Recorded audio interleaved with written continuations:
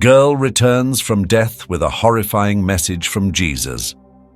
Lucy's life had always been ordinary. A small town surrounded by woods, familiar faces at every corner, and the predictable rhythm of school, chores, and lazy afternoons. She loved to ride her bike, the wind brushing through her hair, giving her a fleeting sense of freedom. That day was no different, or so it seemed. Dark clouds had been gathering in the sky since mid-morning, their ominous presence thickening the air. Lucy didn't think much of it. Storms were common this time of year. As school let out, the distant rumble of thunder urged her to pedal faster. She had promised her mum she'd be home before the storm hit. The air grew heavy, the first fat raindrops splattering the pavement. Lucy gripped her handlebars tighter, her heart racing, not from fear, but from the thrill of trying to beat the weather. The smell of rain mixed with the earthy scent of the forest, and the world around her seemed strangely alive. Then it happened. A blinding flash of light lit up the sky, accompanied by an ear-splitting crack. Lucy barely registered the sound before she saw the massive oak tree ahead of her. Lightning had struck it, splitting it in two. She tried to stop, her tires skidding on the wet road, but it was too late. The tree came crashing down, and Lucy was thrown from her bike. Time slowed. She felt weightless, suspended in the air for what seemed like an eternity. Then the ground came rushing up to meet her. Pain shot through her body as her head hit the pavement, and the world around her blurred. Voices, faint and distorted, reached her ears, but she couldn't make sense of them. Everything faded to black. When Lucy opened her eyes, she wasn't in the ambulance or the hospital. She was standing in an endless corridor, bathed in radiant light. Her first thought was that it resembled the halls of her school, but it stretched infinitely in both directions. The light wasn't blinding. It was soft and warm, wrapping around her like a blanket. She looked down at herself. Her clothes were the same as before, but she felt different, weightless, almost as if she wasn't really there.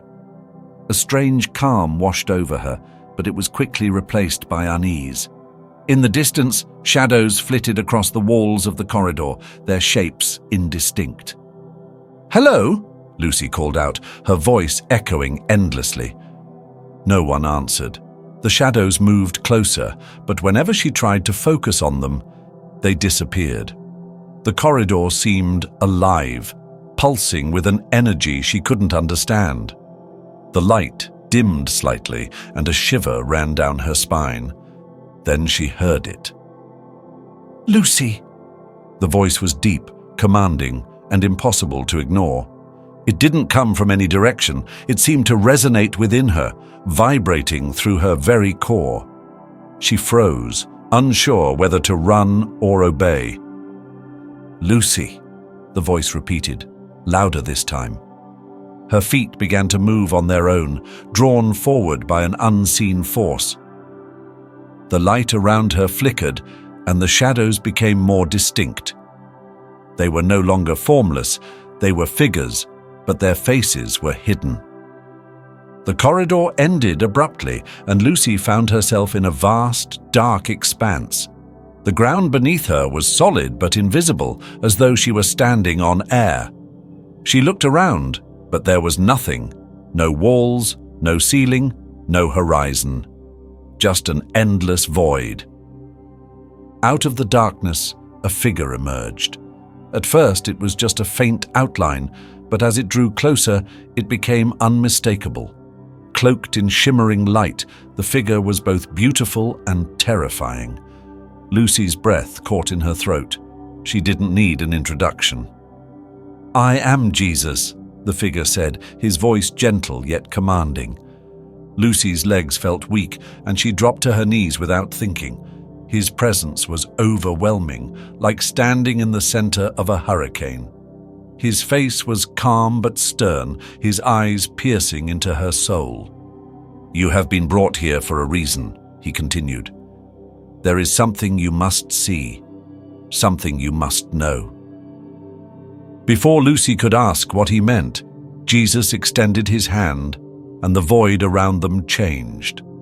A vision began to unfold, and Lucy's heart sank as she realized this wasn't just a dream.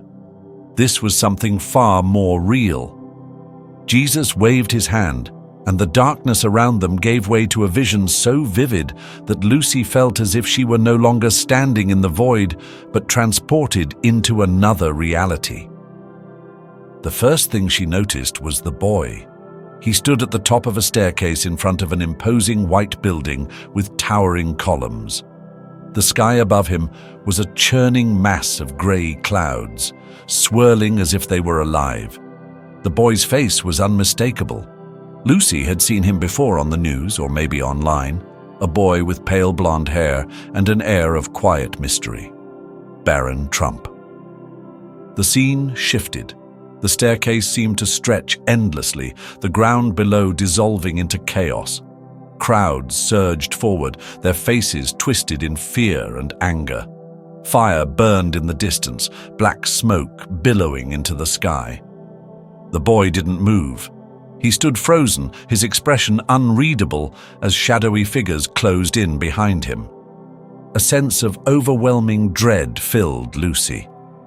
Something terrible was about to happen. She opened her mouth to scream, to warn the boy, but no sound came out. The vision twisted again.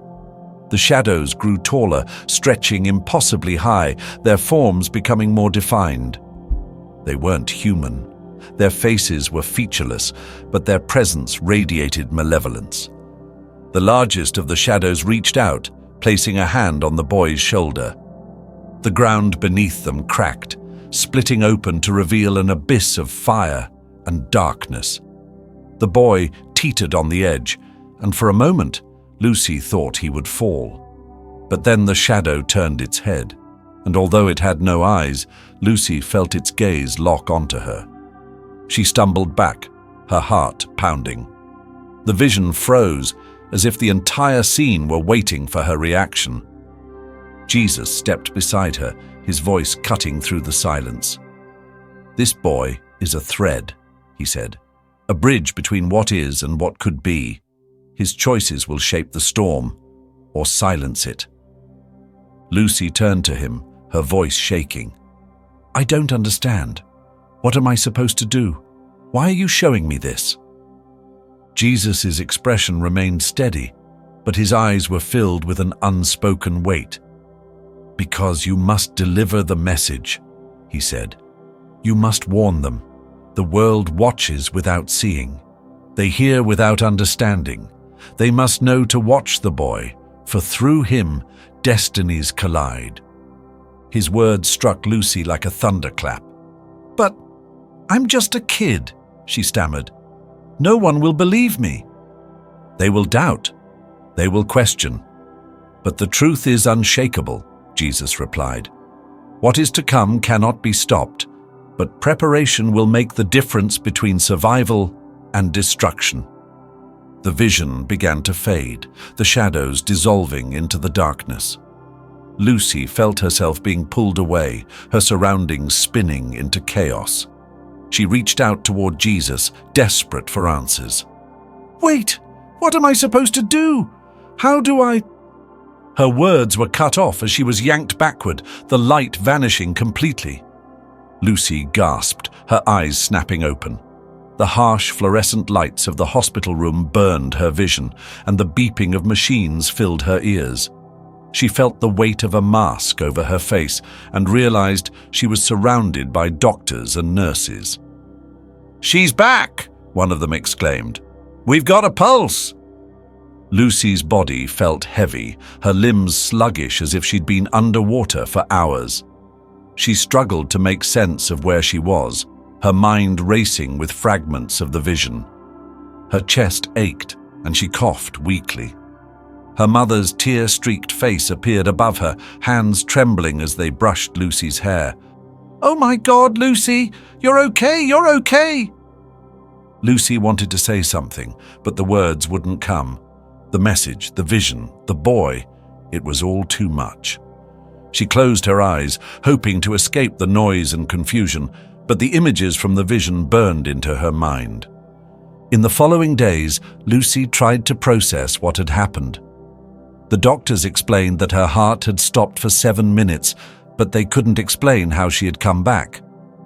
A miracle, they called it, but Lucy knew better. At first, she tried to tell her parents what she'd seen, but their concerned expressions quickly turned dismissive. "You've been through a lot, sweetheart," her dad said gently. "It's probably just your mind playing tricks on you." But Lucy knew it wasn't a dream or a hallucination. The memory of the vision was too sharp, too real. She could still feel the weight of Jesus' words, the terror of the shadows, and the urgency of the message. She began writing everything down in a notebook, every detail she could remember. The boy's face, the shadows, the fire, and Jesus' cryptic warning. She didn't know what it all meant yet, but she couldn't let it slip away. The nights were the hardest. Every time Lucy closed her eyes, she was back in the void, the shadows creeping closer, the boy standing on the edge. She woke up drenched in sweat, her heart pounding as if she'd run a marathon. Her family tiptoed around her, treating her as fragile and delicate. She could hear their whispers when they thought she wasn't listening. "She's just processing the trauma," her mum would say. "It's normal after something like that." But Lucy knew better. Something had changed. The world didn't feel the same anymore. Everything seemed sharper, more vivid, as if the veil between reality and something darker had been lifted. She could feel it in the air, a tension, a sense of something looming just out of sight. And the message echoed in her mind, over and over. "Watch the boy, for through him, destinies collide." Lucy couldn't escape the memories of her experience. No matter how much she tried to focus on her schoolwork or pretend things were normal, the vision haunted her. She saw Baron Trump's face everywhere, in her dreams, in the grainy news footage on TV, even in random glimpses of children who vaguely resembled him. Every time she closed her eyes, she was back in that void, watching the boy stand on the edge of destruction. Days turned into weeks, and her fear only grew. She couldn't shake the feeling that time was slipping away, that every moment she stayed silent was a moment closer to disaster. Lucy started keeping track of the news, searching for anything that might connect to her vision. At first, it felt like grasping at straws, endless scrolling through articles and videos, trying to find meaning in random stories. But then she began noticing patterns, strange coincidences that sent chills down her spine. Baron Trump was rarely in the public eye, but every now and then, his name would pop up in an article or a social media post. One day, she stumbled across a photo of him at a public event, standing next to his father. He looked almost exactly as he had in her vision. Calm, quiet, his expression unreadable. In the background of the photo, Lucy noticed something odd. A group of people in dark suits, their faces turned away from the camera. It wasn't much, but it was enough to make her feel uneasy. She began to wonder if the shadows from her vision weren't just metaphorical. What if they were real? What if they were already here? Lucy couldn't keep her fears to herself any longer. She decided to confide in her best friend, Emma. They had known each other since kindergarten, and if anyone would believe her, it was Emma. The two sat in Lucy's bedroom, the curtains drawn tightly shut. Lucy's notebook lay open on the bed, filled with frantic scribbles and half-formed thoughts. Emma leaned over, reading silently as Lucy fidgeted nervously. When Emma finally looked up, her expression was a mix of concern and skepticism. "This is a lot, Lucy," she said carefully. "Are you sure it wasn't just a dream?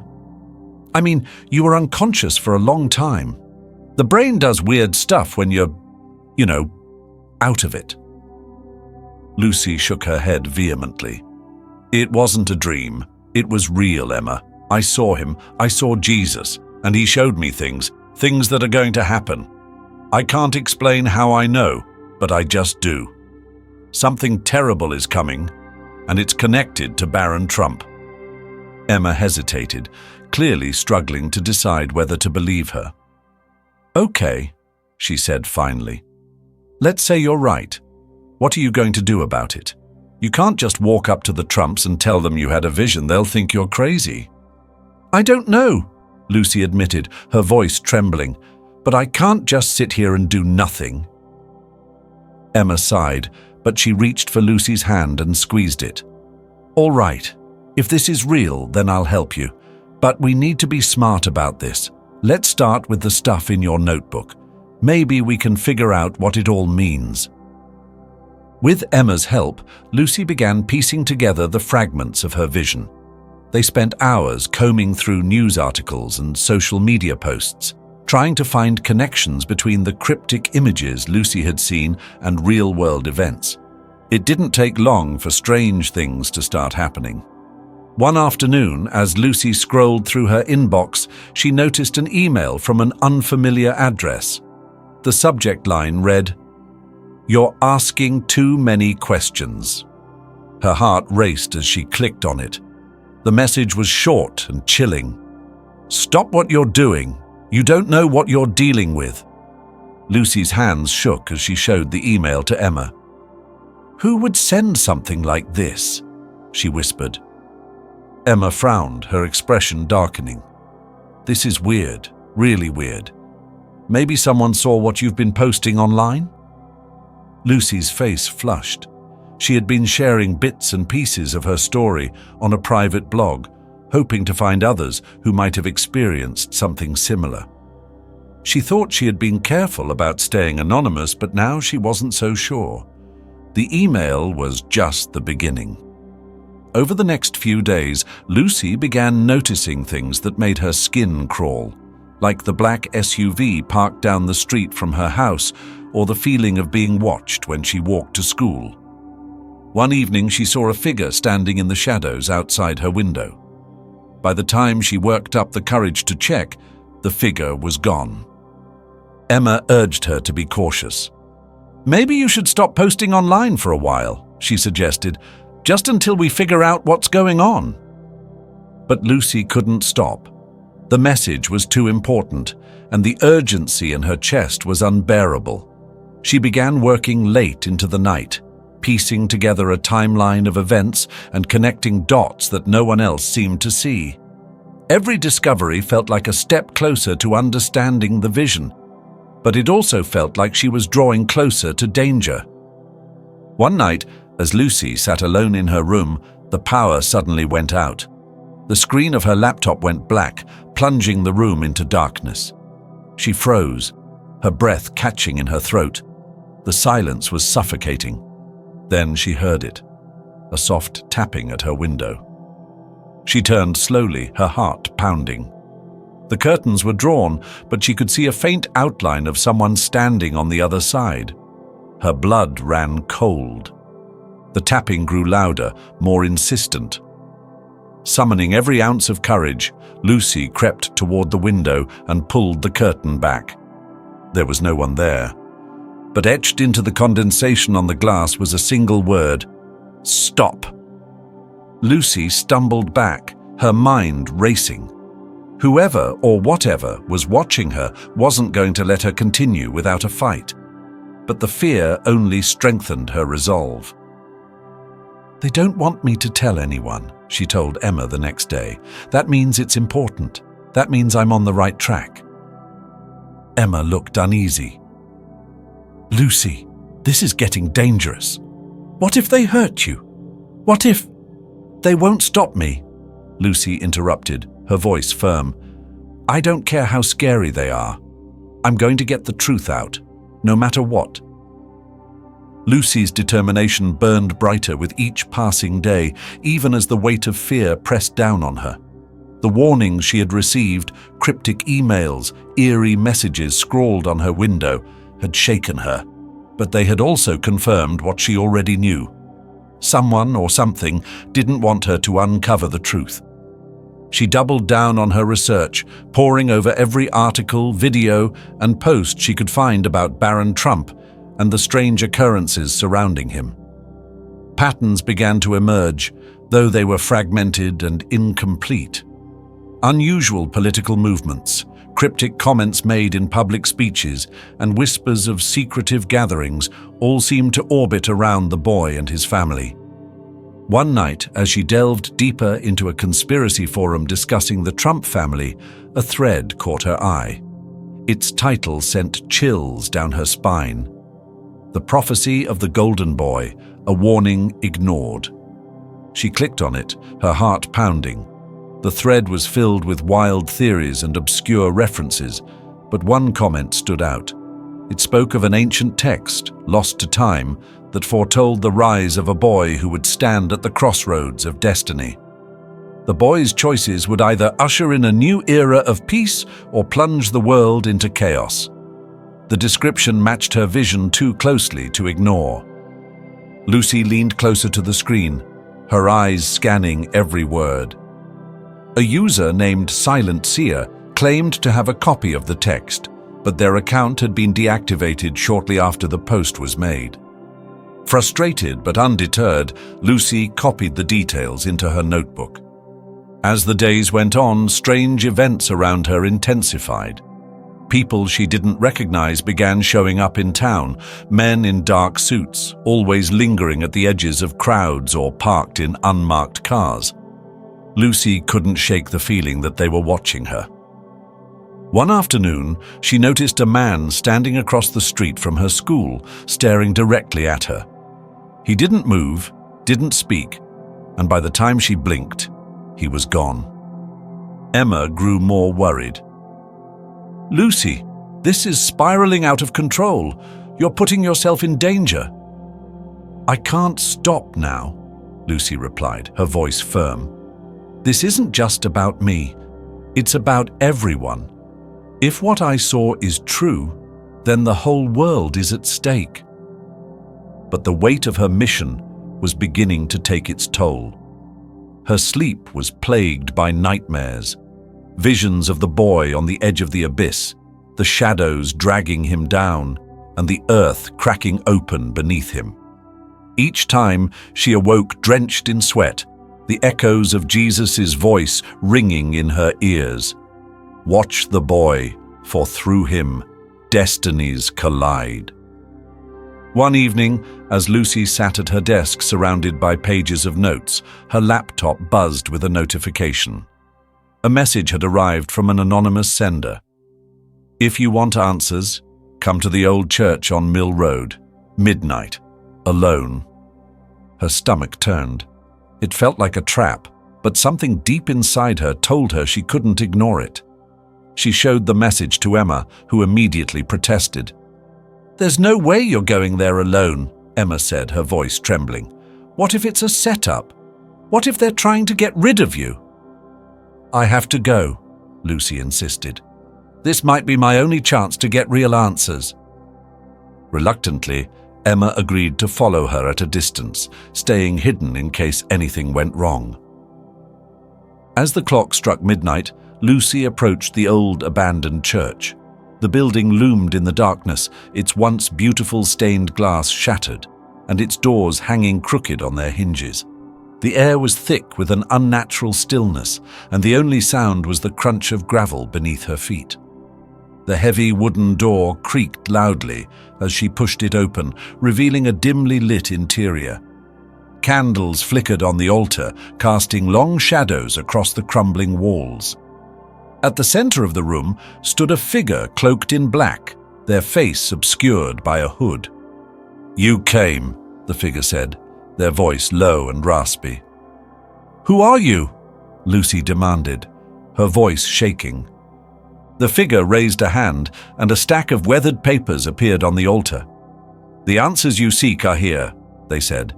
"But beware, knowledge comes at a price." Lucy hesitated, her eyes darting to the shadows that seemed to move on their own. "What do you mean? What price?" The figure stepped closer, and for the first time, Lucy saw their face. a pale, almost otherworldly visage, with eyes that seemed to pierce through her. "The truth will set you free," they said, "but it may also destroy you." Before Lucy could respond, the figure vanished, leaving only the papers behind. She approached the altar cautiously, her hands trembling as she picked up the stack. The pages were covered in symbols and writing she couldn't understand, but one phrase stood out. "The storm is coming, and the boy stands at its eye. Only the messenger can alter the course." Lucy's heart raced. The message was meant for her. The next few days were a blur as Lucy tried to decipher the papers.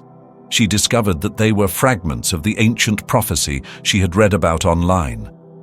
The text spoke of a boy born into power whose soul would be a battleground between light and darkness. His choices would ripple across time, affecting billions. But it also spoke of a messenger, a chosen individual tasked with guiding the world toward the right path. The realization hit Lucy like a thunderbolt. She wasn't just a witness to these events, she was a part of them. The pieces began to fall into place.